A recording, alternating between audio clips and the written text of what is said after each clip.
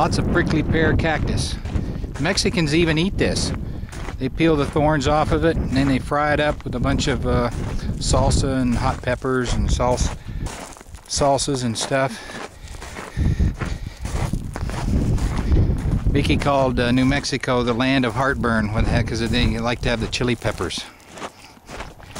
You can see that there's little Panchita down there by her black steed, ready to